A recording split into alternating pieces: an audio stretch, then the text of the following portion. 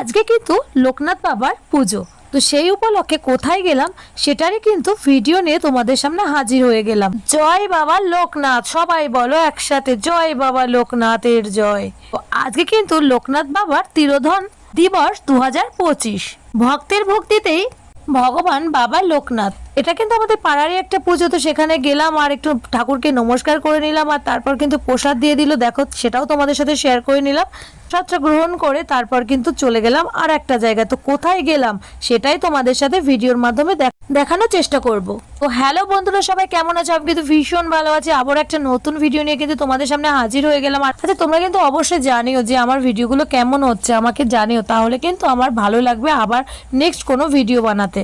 আমি কিন্তু একটা টোটোয় উঠেই পড়েছি, আর এবার কিন্তু যাবো বনগাঁর বারুইপল্লী বাবা লোকনাথের মন্দিরে। তো সেখানেই যাবো, আর সেখানে কিন্তু বাবা ভোলেনাথও আছে, দেখতে পাচ্ছ বাবা ভোলেনাথ কেমন করে সুন্দরভাবে দাঁড়িয়ে আছে, সবাইকে দেখছে কিন্তু বাবা। হ্যাঁ, বাবা লোকনাথের পুজো আর বাবার সাথে সাথে কিন্তু বাবা ভোলেনাথেরও দর্শন হয়ে গেল, তাই না? তোমরাও কিন্তু দর্শন করে নাও, যারা যারা এসছো, যারা যারা দেখেছো তারা তারা তো জানো, আর যারা যারা আসোনি তাদের জন্য কিন্তু এই ভিডিওটা থাকলো, সবার জন্যই থাকলো। তো যারা যারা অনেকেই আছে হয়তো বনগাঁর মধ্যে থেকেও এই মন্দিরটায় হয়তো আসোনি আজকে, কিন্তু তাদের জন্যই ভিডিওটা থাকলো। অবশ্যই কিন্তু তোমরা বাবার কাছে কিছু চেয়ে নিও।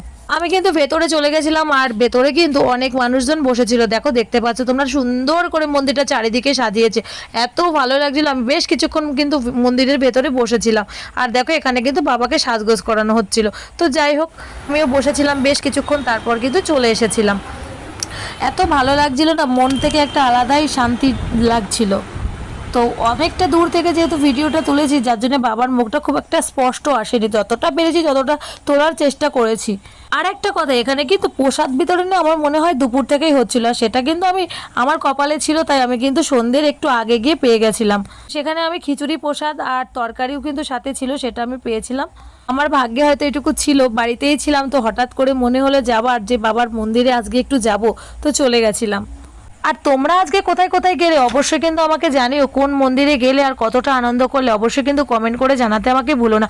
আর পেছনে দেখো বাবা ভোলানাথ, কি সুন্দর লাগছে না দেখতে? অবশ্যই এই বাবা ভোলানাথটাকে যখন বানিয়েছিল সেই প্রথম থেকেই দেখে এসেছি। তো যাক, আমার তো ভীষণ ভালো লাগছে, ঘুরতে ঘুরতে তো ভীষণ ভালো লাগে, আর সেখানে যদি মন্দির হয় তো কোনো কথাই নেই, ভীষণই ভালো লাগছে। অনেক মানুষজন এখানে এসছে, প্রচুর লোকজন, সারাদিনই হয়তো এসছে, সারাদিন আমি আসতে পারিনি, যদিও আমি বিকালের টাইমটা এসেছিলাম। তো এখানে দেখো প্রসাদ বিতরণী অনুষ্ঠান হচ্ছে, আগে দুপুরবেলা মনে বসিয়ে খাওয়ানো হয়েছিল, প্রসাদ দিয়েছিল, তো এখন কিন্তু প্রসাদ বিতরণী হচ্ছে, কোনো বাটিতে করে বেশ অনেকটা করেই প্রসাদ দিচ্ছে।